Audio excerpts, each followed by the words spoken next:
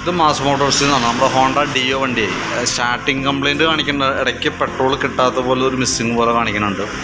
അതേപോലെ തന്നെ വണ്ടി കൊണ്ടുവന്ന് നമ്മൾ സ്ലോ ആക്കുമ്പോൾ തന്നെ വണ്ടി ഓഫായി പോണ കംപ്ലയിൻ്റൊക്കെ ഉണ്ട്.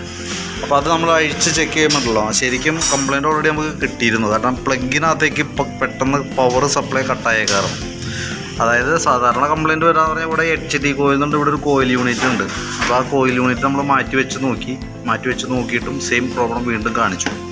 അപ്പോൾ അതിന് ശേഷം നമ്മൾ പിന്നെ ഉള്ളത് മെയിൻ കൺട്രോൾ യൂണിറ്റാണ്, CDI എന്ന് പറയും. അപ്പോൾ അത് ഈ യൂണിറ്റ്, അപ്പോൾ അതിൻ്റെയാണ് ശരിക്കും കംപ്ലയിൻ്റ് കേട്ടോ. അപ്പോൾ നിലവിൽ അതിൻ്റെ ക്ലിപ്പുകളൊക്കെ നമ്മൾ ചെറുതായിട്ടൊന്ന് ബലപ്പെടുത്തിയിട്ട് ഇടണം. കാരണം ചെറിയ ലൂസ് കോൺടാക്റ്റോ ക്ലാവ് എന്തെങ്കിലും വന്നു കഴിഞ്ഞാൽ സ്വാഭാവികമായിട്ട് ചില കേസിൽ വരാറുണ്ട്. അപ്പോൾ അത് നമ്മളിപ്പോൾ ക്ലിയർ ചെയ്ത് ഇടുന്നുണ്ട്. സെയിം കംപ്ലയിൻ്റ് തന്നെയായിരിക്കും ഈ യൂണിറ്റ് കംപ്ലയിൻറ്റ് വന്നാലും കാണിക്കുക കേട്ടോ. സെയിം അതേ ലക്ഷണങ്ങൾ തന്നെയായിരിക്കും യൂണിറ്റിൻ്റെ കംപ്ലയിൻറ്റ് വന്നാലും കാണിക്കുക.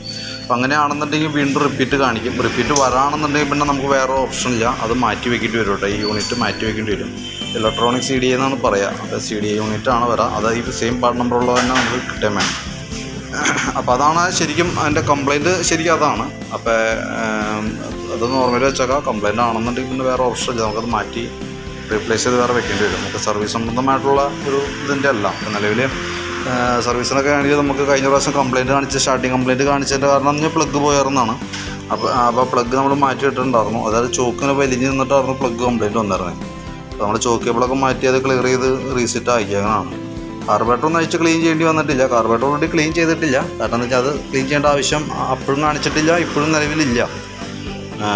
അപ്പോൾ ഇപ്പോഴത്തെ കംപ്ലയിൻറ്റ് കാണിച്ചിരുന്നത് ഈ CDI യൂണിറ്റിൻ്റെയാണ്. അപ്പോൾ അത് നമ്മൾ ക്ലിയർ ചെയ്യുന്നുണ്ട് കേട്ടോ. റിപ്പീറ്റ് വരാണെന്നുണ്ടെങ്കിൽ നമുക്കത് മാറ്റി കളയാനാണ് മാർഗമുള്ളൂ. വേറെ അത് അഴിച്ച് റിപ്പയർ ചെയ്യാനോ കാര്യങ്ങളോ ഒന്നും ചെയ്യാൻ പറ്റില്ല. നമുക്കത് ഈ ക്ലിപ്പിങ് മാത്രമാണ് എന്തെങ്കിലും ഒരു കംപ്ലയിൻ്റ് ആയിട്ട് വരെ ലൂസ് കോൺടാക്റ്റ് പോലെയൊക്കെ വന്നു കഴിഞ്ഞാൽ വല്ല ജാമ്പർ വയറൊക്കെ കയറ്റിയിട്ട് ടൈറ്റാക്കി നിർത്തുക, അതൊക്കെ ചെയ്യാനേ പറ്റുള്ളൂ. പിന്നെയും കംപ്ലയിൻറ്റ് കാണിച്ചാൽ മാറ്റണം. ഓക്കെ.